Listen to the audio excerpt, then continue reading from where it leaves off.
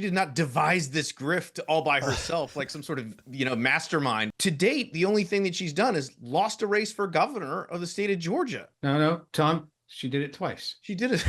Sorry.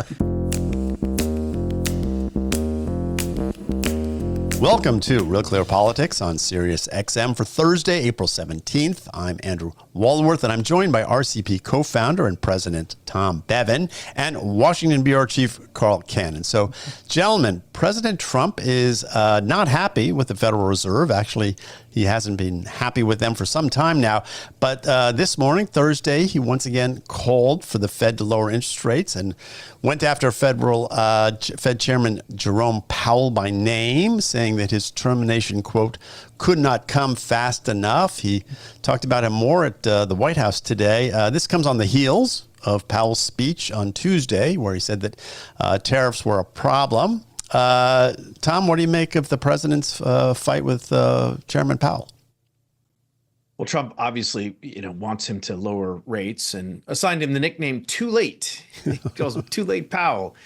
Then that, he did this in a Truth Social post, and he was talking about the fact that the ECB, the European Central Bank, has repeatedly lowered rates to try and boost growth over there. And he wants to see he wants to see the Fed do the same thing for America. And, obviously Powell's speech, I guess it was a moderated discussion. It was here in my hometown, Chicago, where he talked about, the Fed's in sort of a tricky position, right? The tariffs are going to impose some, in his opinion, some, short-term price increases on folks. And so it puts them in a tough spot. And obviously Trump didn't want to hear it, and the markets responded to that negatively. And I'm sure that caught Trump's attention. So he fired back. Look, Powell's in place till May 2026. He's not going anywhere. He reiterated that the other day.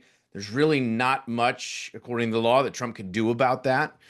And so they're going to have to learn to live together over the next year or so until Trump can nominate his own Fed chairman to put in there. But look, it's all about the economy for Trump, and certainly for Republicans.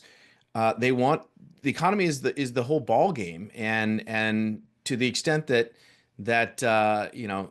if we do go into a recession, if we do suffer high inflation, then it's going to be a problem for them politically. So, Carl, what do you make of the fight? And as Tom points out, he can't fire Powell. So why does he keep going on about how his termination, quote, could not come fast enough? Well, he can't fire him, but you wonder if he could make it so uncomfortable for him, Powell would want to resign. I hope that the president doesn't ask, Pam Bondi whether it's legal to, swoop him off the street and send him to prison in El Salvador, because, he wouldn't do well there. You probably find majority support for that, Carl. I don't know. Yeah, I would have to dissent. Listen, I understand the president's frustration, but I think that the Europeans, their problem is low productivity. They have a different issue than us. And what Powell is worried about, and what I think President Trump should be worried about, is inflation. It's not bad right now. We saw what it did to Joe Biden's job approval rating. It's one of the reasons Donald Trump is back in the White House. It's because inflation got out of hand, and Biden, the Biden administration, we talked about at the time, responded very poorly. They first denied it was happening, then said it was temporary, then blamed the Russians, and then blamed supply chains, and they never blamed the Orwellian named Inflation Reduction Act, but other people like Larry Summers did. So I think Powell's being prudent, and I actually think he may be helping Trump, even though he's getting shit from the guy. Well, there's this other interesting economic story, Tom. It's on the front page of Real Clear Politics today. There seems to be this debate breaking out within MAGA world about possibly raising the top income tax rate to 40% for those earning $1 million or more a year. This is according to reporting in the New York Post and other places.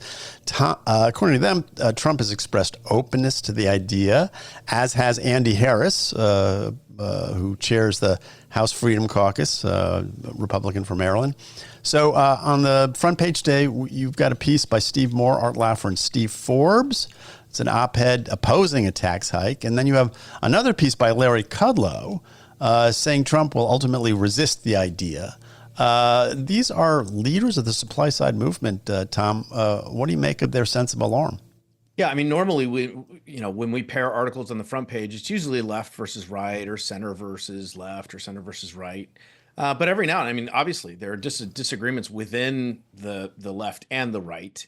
And this was sort of got to the heart of the debate, as you mentioned, that was taking place. And so obviously Forbes and Laffer and Moore came out basically sort of a warning shot saying, don't do this, Mr. President. They said, obviously it'll slow growth and create all sorts of issues.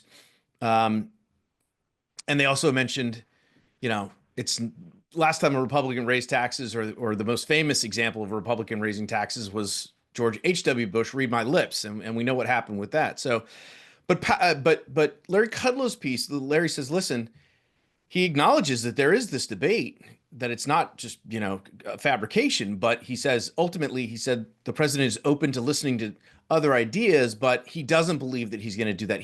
His promise that he made to the American people during the campaign that he was going to extend the Trump tax cuts. And Trump has been all about promises made, promises kept. And so if he does that, he's fine. But if he does decide that he wants to raise taxes, that will be a broken promise. And obviously will anger, I think, a lot of people within his party. Yeah, well, Carl, he wants to do a number of things on the tax front. He wants to pay for the SALT deductions. He wants to restore them. Restore them. He wants tax-free tips for service workers. He wants tax-free overtime, no tax on Social Security. So he's got all these other things that, he's going to need to get the money somewhere, isn't he, Andy? So raising taxes on millionaires, I guess that's in the hopper, but it would put him at odds with Grover Norquist and a whole bunch of other people. So what are the politics of this? Well, he's an unlikely populist, isn't he? He's always bragging about how much money he has, and he ridicules people who have less than him, which is almost everyone in the country. But And 1 million, that strikes me as the opening of a negotiation. It sounds like an awful lot of money. It's probably more than the three of us make combined. But still, if you live in a high tax state like New York or California, you'd be in the 55 to 60% tax bracket. If everything was counted. And for some small businesses, especially who have lean years and people in agriculture, and then have to average their taxes. They're not as rich as they sound. But if you said 10 million, let's just throw that number out there, that would be wildly popular. Some of the laissez-faire conservatives in his own party wouldn't like it, but you'd get overwhelming support even from Republican voters, and certainly from the people who supported Trump. And again, it has a Nixon going to China aspect to it, because Trump believes in accumulating wealth, and he's boasted when he ran against Hillary Clinton about not paying taxes. And when she said, "Well, you didn't pay taxes," he said, "That means I'm smart." So this is a turnaround for him, but he's a full-fledged populist now, and I actually not shocked by this. Well, I will say this. First of all, that the top 1% of Americans now pay 45% of all income taxes. So we have a pretty progressive tax regime. That's right. The other thing is, as you raise that number, you go from 1 million to 10 million, you also raise the number of accountants that get involved and the ability for people to get around these kinds of things. So it's very difficult to actually raise additional dollars by raising the taxes on the very wealthy. That's economics 101 or 102. Your broad point is, your political point is right, Andy.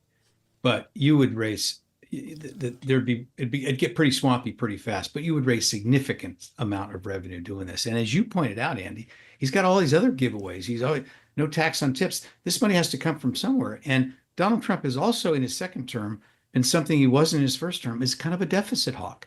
He and Elon Musk have talked about as a rationale for firing all these federal employees that the annual deficit's too too big. So, he's got to get that money from somewhere. Well, Tom, is this the new Republican Party, raising taxes on the rich?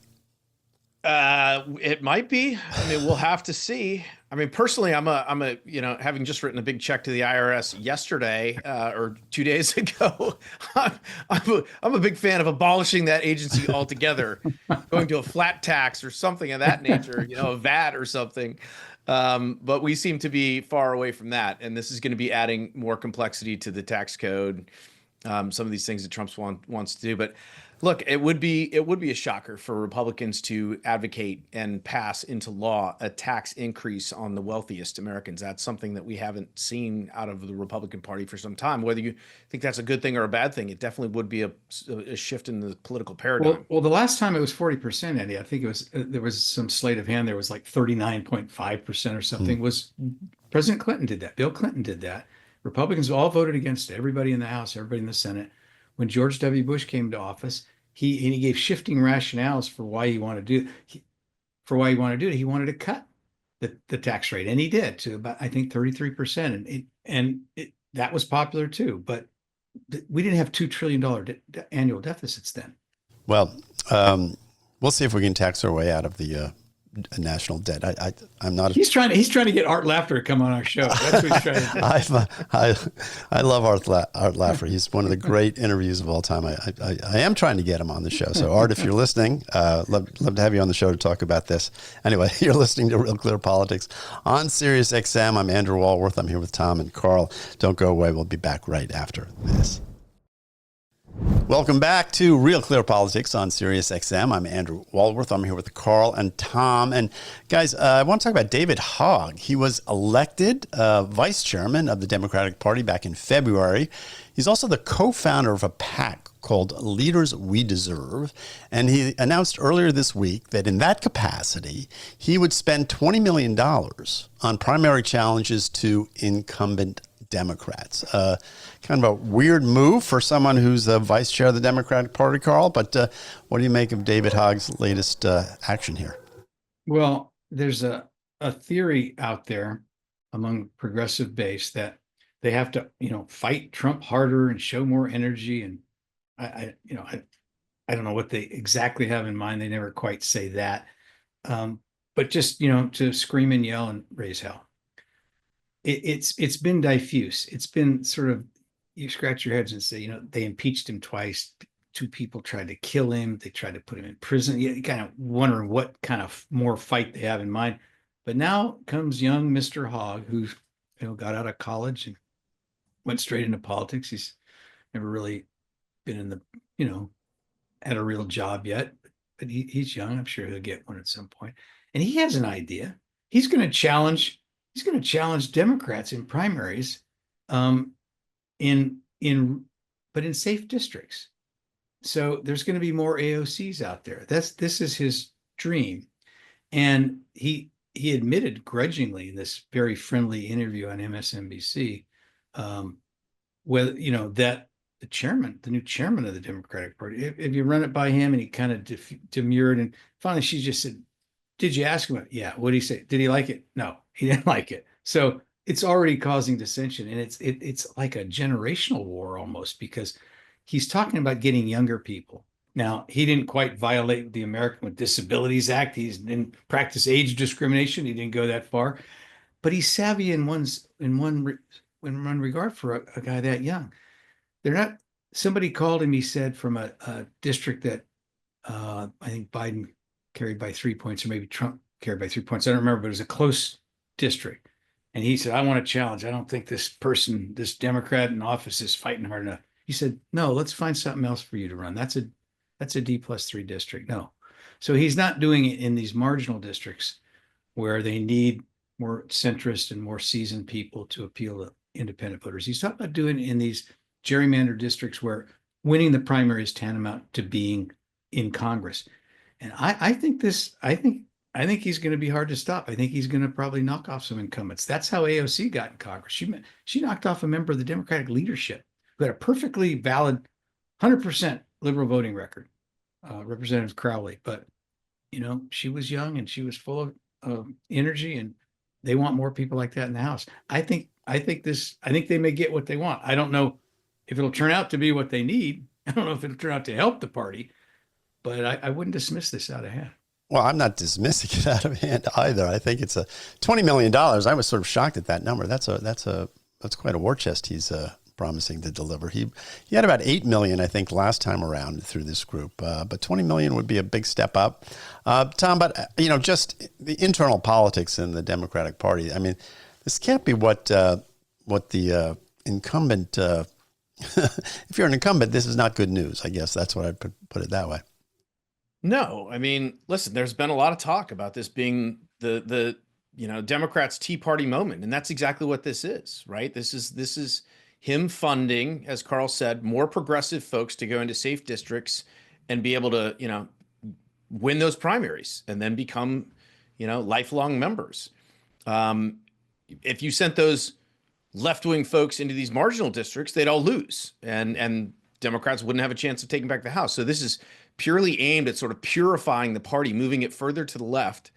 And again, it's not going to change the makeup of Congress, but to the extent you have, the Jamal Bowmans and the Cori Bushes and those folks in these safe districts that are getting on TV and talking, about all these left-wing policies that they want to, promote and all that, it probably wouldn't be a good thing for the Democratic Party nationally. And look, the other piece of this is that's $20 million that they're not going to be able to spend in these marginal districts to win the House, right? That's money that's going to be wasted, if you will, on internal, purity tests and internal battles. So probably from a Republican, if you're a Republican looking at this, you think,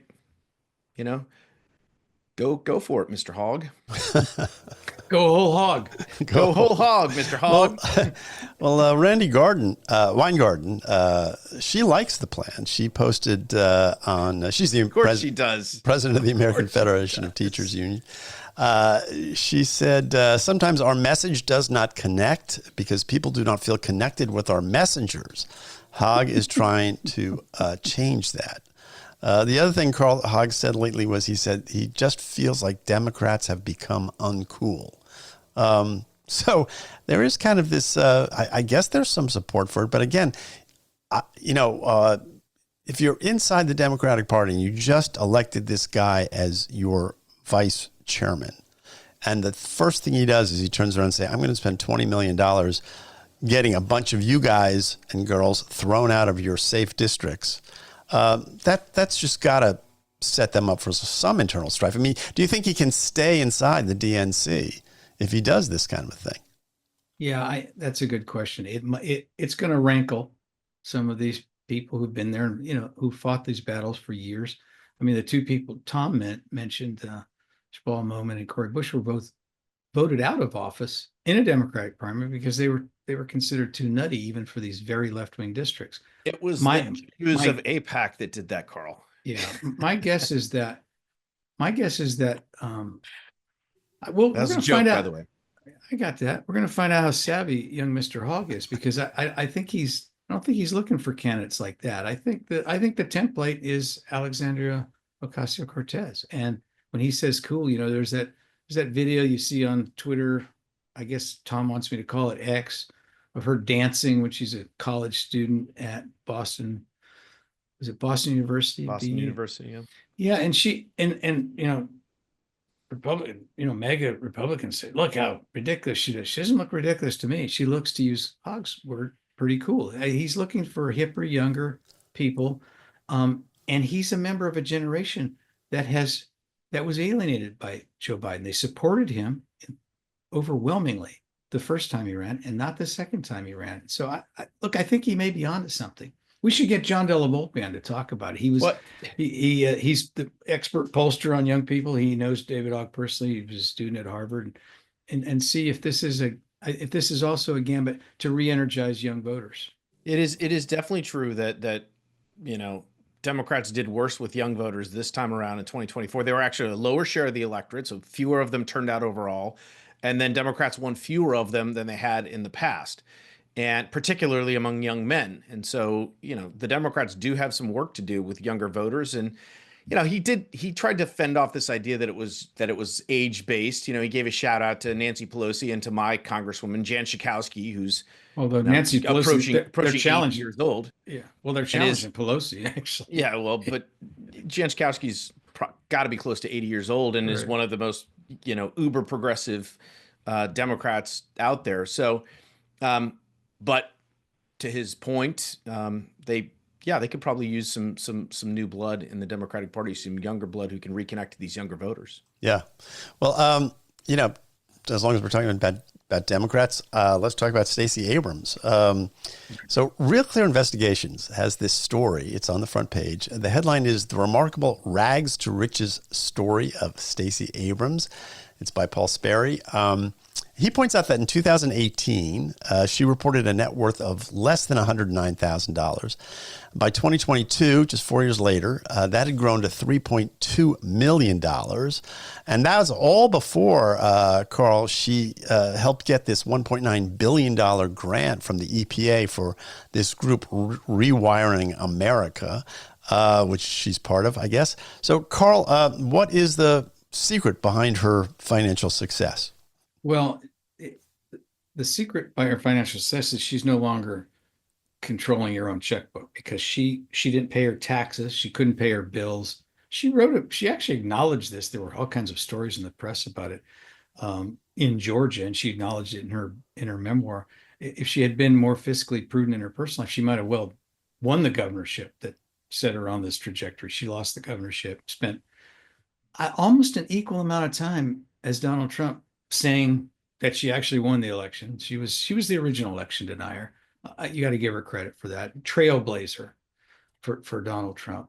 But then she ran for governor. I lost again. But it's a wonder. Isn't this a great country? You can lose 2 elections and become a millionaire. And the way you have to read the article in Real Clear Investigations, it's a little bit involved, but basically these Democrats, and she's hardly alone, they set up these companies, Rewiring America, something she knows nothing about, but then the administration, Democratic administration, gives, in her case, billions of dollars to affiliated nonprofit groups, and these NGOs then funnel the money to their friends at salaries you would never get in the public sector. A salary 10 times what the governor of Georgia would make. And it's corrupt, really. And it's one of the things, whatever you say about Elon Musk, he's shined the spotlight on this. And it's become clear that these non-governmental organizations are really governmental organizations skirting the spirit of the law, if not the letter of the law, and just handing out these big salaries to their buddies, to their cronies. Well, Tom, I commend the article to people because it really is a pretty interesting sort of TikTok of how she has done this. There is this sort of exhaustive list of nonprofits and NGOs she's started or been part of: Fair Fight Action, Fair Count, the Southern Economic Advancement Project, American Pride Rises.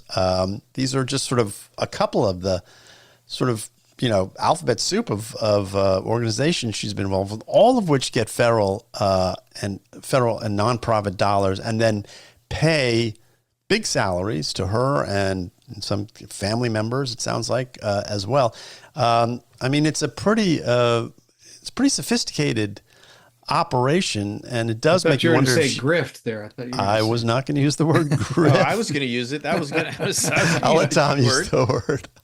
Yeah, no, I mean, this is a textbook definition of grift. And let's be specific about this, right? You have politicians who come in poor, and like Obama did when he was a senator, and he came out of the state Senate in Illinois. He didn't really have much income, and grows wealthy, by virtue of book deals. And, after he gets out of office, he's making speeches where he's getting paid $500,000 to go speak to a group for an hour, and he accumulates wealth this way. That and getting, book advance for $20 million, whatever it is, right? These inordinate sums. But those are private dollars. Those are marketplace dollars. What Stacy Abrams is doing is getting taxpayer dollars that are coming through. And as Carl said, it's totally corrupt, but also I don't think illegal, right? This is the part of this is how our system has metastasized and become people have found these loopholes so they can engage in this kind of corrupt behavior, but not run afoul of the law. And so she's making these, she becomes a multi-millionaire within a span of 7 years, from having literally nothing and not being able to pay her taxes. Now she's got a, nice $1.5 million house in the suburbs of Atlanta, and, yada, yada, yada. I mean, and it's all done via U.S. taxpayer dollars. And that's the part that's the scandal. Yeah. And well, I don't and know if some of the it, law should be changed. well, some of it's from donors like George Soros, who she complimented, and some of these other Democratic Party oligarchs. But even we were fighting oligarchy, Carl, isn't it? We're fighting it. Well, we don't like their oligarchs. We like our oligarchs. But even when you say it's private money, those are set up as nonprofits. So those are tax deductible gifts that these billionaires give. So even there, the taxpayers taking it in the shorts. Yeah, I will say this, and again, it's on Real Clear. It's called "The Remarkable Rags to Riches Story of Stacy Abrams." People should read it. One of the things that I came up with was like, gosh, this is a lot of energy and a lot of creativity that goes into doing all this. And if you would just use some of that, and she's writing like romance novels and getting book advances on that. I mean, it's a lot of energy. If she were just using that sort of stuff in the private sector, she might be president of some huge public corporation at this point. Obviously, a lot of skill and work involved, Carl. That was my takeaway from the whole thing. I hear you. But the other thing is that these nonprofits, they're set to wire America, and California's had these issues, where they, they'll spend, I'm making these numbers, $7 billion to rewire America, and they've rewired, 6 or 8 homes. It's just because it's set up this way, not really to solve a problem, but really to enrich a class of people. It doesn't really respond to market forces. I just think it would be better if they went into the private sector and did some of this stuff. Can I just, I mean, come on. She did not devise this grift all by herself, like some sort of, mastermind or something. This stuff it's set up. It's endemic, Tom. You're right. Absolutely. And she's just a person that gets plugged in there. To date, the only thing that she's done is lost a race for governor of the state of Georgia. I mean, that's her calling card. Tom, she did it twice. She did it. Sorry. She almost she almost was the vice president of the United States for 4 years. Well, that's true. On that record. All right. Well, guys, instead she just became a multimillionaire. Anyway, go to the website, read the story, let us know what you think. I'm Andrew Walworth. I'm here with Tom Bevan and Carl Cannon. This is Real Clear Politics on Sirius XM. We're going to take a quick break, and we'll be right back after this. Welcome back to Real Clear Politics on Sirius XM. I'm Andrew Walworth. I'm here with Carl and Tom, and there's an article by Secretary of State Marco Rubio in the Federalist today, and you can find that on Real Clear Politics as well, where he said that the Global Engagement Center, which was part of the State Department, it's now truly dead. Carl, this was the office that was supposed to fight disinformation overseas, but ended up working to censor online news organizations within the United States. So what do you make of the Secretary's efforts to end what some people call the censorship industrial complex? I think that's a good name for it. And J.D. Vance and Donald Trump ran on this and said they were going to do it, and they did it. And I applaud it. I don't like censorship. I will say very quickly, the Democrats have sort of 2 responses to this, the critics of this. The first response that they say is that there is no global censorship industrial project, that it's all in our minds, and that the Republicans are making this up, and it's mass hysteria. This is next level gaslighting. It's a cynical lie, and some of the people saying are lying, and some are just stupid. Stupid is the wrong word. Uninformed, because this thing is real. And I've done battle with these people on behalf of our organization myself over the years, where they, these different GDI and these other entities, they're constantly screwing with people, not just conservative organizations like the Federalists, but even organizations like us that will have a page, 5 liberal pieces, 5 conservative pieces, and they'll call, why did you run that conservative piece? It's Orwellian, and it's evil, and it's wrong, and I'm glad he put a stop to it. That's what Tom was, that's the part that you mentioned, Andy, aimed at American news. But there's another argument, and this is a more cogent and interesting argument. The Russians are doing this. The disinformation is not, they've misused the word, but the Russians really do practice disinformation. So do the Chinese, so do the Iranians. They've done all this stuff, the constant barrage of anti-American propaganda, most of it dishonest, all over the world. And what the critics said yesterday about Marco Rubio is he's unilaterally disarming, that is what the State Department should be doing, combating that kind of disinformation, and coupled with, getting rid of Voice of America and doing some of these other things. The criticism that we are left in this cesspool of Russian and Chinese Communist Party lies about America, and that we don't have now a way to even monitor it, let alone respond to it. I think that is a more interesting argument. And I blame the people at the State Department who turned their weapons internally, which they weren't supposed to, on Americans. But I think at some point, this administration will want to look at that argument and see, okay, is there a way we can do this the way we always did it, in a way that's healthy, fighting foreign disinformation, but not shutting down Americans' right to speak freely? Yeah, Carl makes a good point, Tom. This is sort of an internal bureaucratic move. He's actually put on leave this bunch of people, I guess.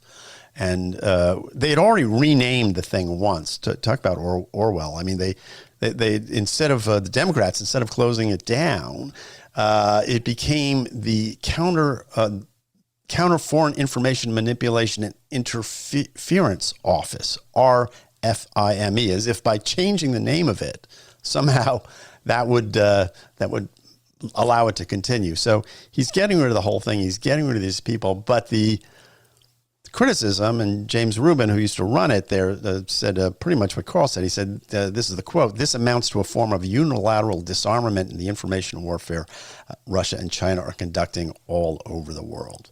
But can't we do both? Can't we fight disinformation without screwing around with U.S.-based media companies? We could if we had an honest and objective, sort of depoliticized government agencies, right? But we don't have that. And so, unfortunately, what we had is we had this, because it depends on what you're particularly if you approach it from a partisan standpoint, what's your definition of disinformation, right? Is a story about that, COVID might have leaked from a lab in Wuhan, is that disinformation? Well, according to our government, it was for 2 years, until it became the conventional wisdom and the accepted notion of how that happened.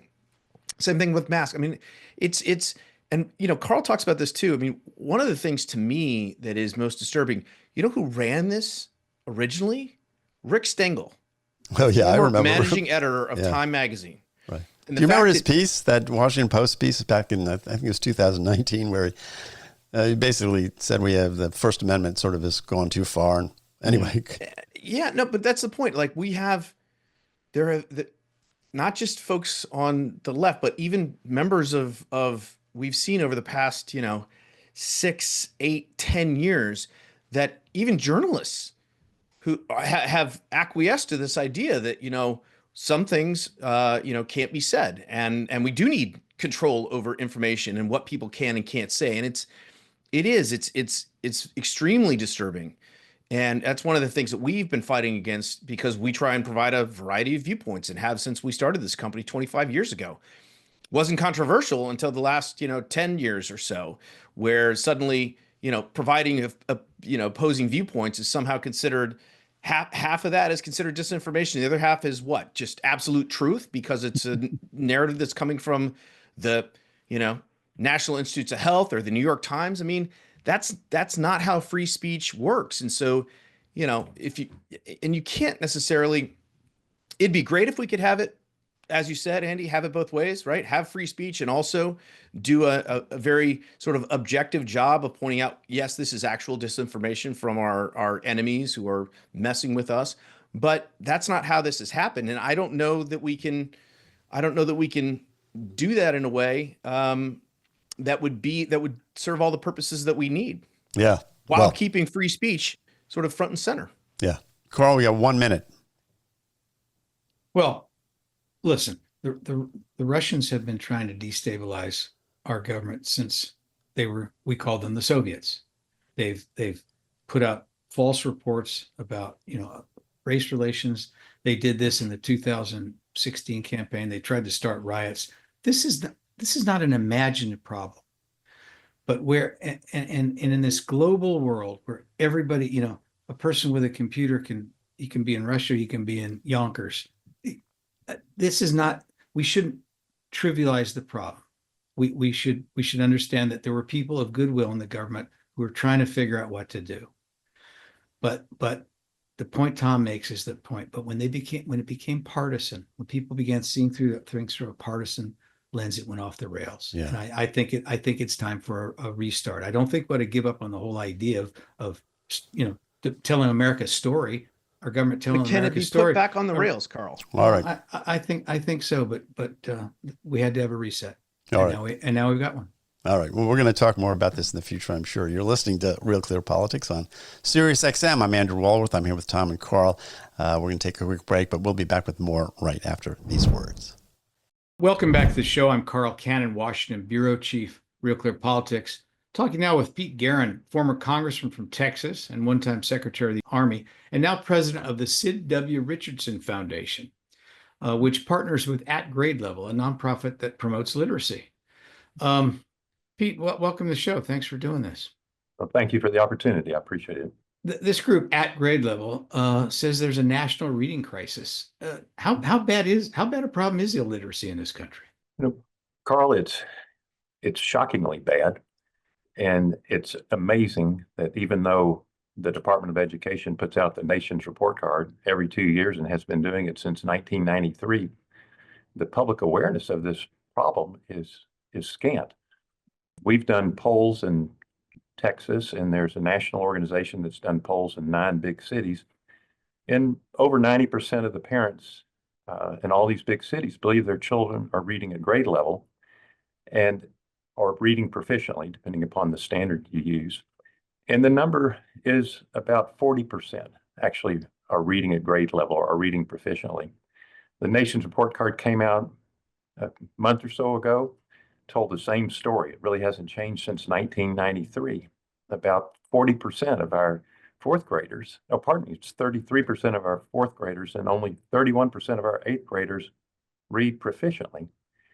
And if their parents don't even know it, you can see part of the problem. Now, At Grade Level encourages parents to have their kids read out loud to them. Explain why that's important. Well, first, parents are problem solvers, and they can't solve a problem they don't know they have. And why are they misinformed? And it's because they get all A's and B's on the report card, and their kids get promoted every year. So you ask parents, and that's what they'll tell you. My kid's on the honor roll. And so many honor roll kids can't read. And parents need to know. They have a right to know. And it's standing in the way of their stepping up for their kids. So one of the initiatives that we have underway is asking their parents, just have your child read aloud to you. And you'll be surprised what you learn. And we have a lot of middle school parents who have their child read aloud to them. And they learn for the first time ever that their honor roll student doesn't even know the alphabet. Wow. Well, is part of the problem these parents have an exaggerated view of their own reading comprehension, or do you think that this exercise shows that parents that there's a problem and that they need to address it? The biggest problem is the disconnect between report cards and grade level competency or content mastery. Fort Worth ISD, a large school district, they 2 years ago had 80% of the kids got no grade less than a B. And only 31% of the kids were reading at grade level. Wait, what school district is that? That's Fort Worth ISD in the city. Yeah, okay. But it's true everywhere. You have grades that tell parents everything's just fine, and you don't have mastery of the content. And every state has some sort of third-party assessment. The nation's report card tells us every 2 years about this crisis. we get excited about it for a few months and then we forget about it, and it doesn't drive any change. You're listening to Pete Geren, former congressman from Texas, one-time secretary to the Army. We're talking about the crisis in literacy in this country. Pete, tell our listeners what are some of the real world consequences when kids don't learn to read well? Well, there are a few areas of life that aren't touched by the ability of most of our kids in America not being able to read proficiently. But looking at it from the kid's perspective, a child that's not reading at grade level in the third grade, and the Texas Education Agency has studied this for years, 2.7% of those children without intervention are going to end up with an associate's degree or a master's degree. 2.7%. 15% by the time they turn 24 are going to be able to support themselves and be independent. But the connection to crime, dropout rate, connection to hunger. So many cities are working on workforce, and they're dealing with kids that can't read. And it cripples our ability to grow our workforce. So whether it's hunger, unemployment, workforce, or personal development of the kids, it touches really every aspect of life that we think is important. Now, Pete, let me ask you this part of the problem here, as you explained, is that the parents don't know, and the schools are just promoting these kids, give them A's and B's. Where does the pressure come from? Is that political pressure? Why do teachers feel that the need to do that? Why aren't they more rigorous in their standards? Because that would you suggest that would be a red flag. That would be a warning sign. And people say, wait a minute, my kid got a C or a D in reading. This is supposed to be an A student, and the problem would be addressed. But why are the teachers doing this? Are they under pressure to do that? I think it is a political problem, Carl. It's government responds to its customers, and I don't care what agency of government. If the people aren't raising issues with government, it ignores them. And because the parents don't know, you have the practices of the public schools systems, which are large government agencies. They go unexamined. Citizens and voters, the way we control what happens in schools is through our school boards. There are elected officials. And we've found, talking to school board members around the region, they're not aware of this data. They're unbelievably ignorant, frankly, of what's going on in the schools. And it's, again, government responds to squeaky wheels, and the parents are sitting silently because they think everything's okay. And they think everything's okay because of report cards. So our target parents. You and I are doing our part. We're talking about it on this national program, but that reminds me. So you're going to help. I guess you're going to help your foundation, which is based in Texas, is going to help at grade level, if I understand right, take this national from Texas to the country. This that's our goal. Yeah. Parents everywhere need to know this information. In this practice that we're recommending, ask your child to read out loud to you tonight, whether it's a screen or a book. Ask your child to read out loud to you tonight, and you likely will be surprised. I believe for 60% of American families, based on the nation's report card, 60% of families are going to be surprised at what they learned from that. And not pleasantly surprised. No, I don't think so. Now, Pete, you and I, we were born in the 50s. When we were boys, television was considered the threat to literacy. If things have gotten much worse, I mean, can we blame smartphones? Are there other factors here that we need to be considering? I think there's no doubt smartphones are contributing to this problem. But the fundamental problem is a political problem. The parents who have the greatest stake in the delivery of this critical public service are sitting on the sidelines. If they knew, they would be down. One, they'd be doing more things at home. They'd be exploring options. They'd be meeting with their teachers. But if they knew, they'd be down at those school board meetings, and they would be talking about literacy. So the smartphones are a problem. There's so many issues that are a problem. But the encouraging news is you can look around the country. There's school districts in Texas, and I'm sure elsewhere. Well, I know they're elsewhere, where you have the poorest kids in the whole state, and they are outperforming the nation 2-1. So it's because parents get engaged at home and in the political process. School boards need to hear from parents. We got about a minute left, but let's switch gears because, we are Real Clear Politics, and I'd be remiss if I didn't ask you, as a former Secretary of the Army, Pete Geren, have you been following what's been going on at the Pentagon in the last 3 months? And what's your impression of Secretary Pete Hegseth? Well, Will Rogers once said, "I don't know nothing. All I know is what I read in the newspapers." But I'm concerned about what our country sees as our role in the world. We are the world's policemen. Some people wish we weren't, but we're a good cop. And our nation depends on the United States being a steadfast force in the international community. And the Department of Defense is a key player in that. And this isolationist bent that seems to be influencing policy in the Pentagon and also in the White House. Isolationism works great. We tried it once. It was after World War I, and it worked great, except for World War II. And this retreat from America's obligations around the world is very concerning to me.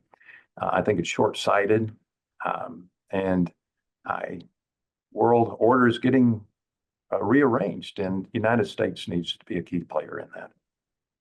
Well, thank you. I appreciate that. You've been listening to Pete Geren, one-time congressman from Texas, former Secretary of the Army, and now runs the Richardson Foundation and is addressing the crisis of literacy in this country.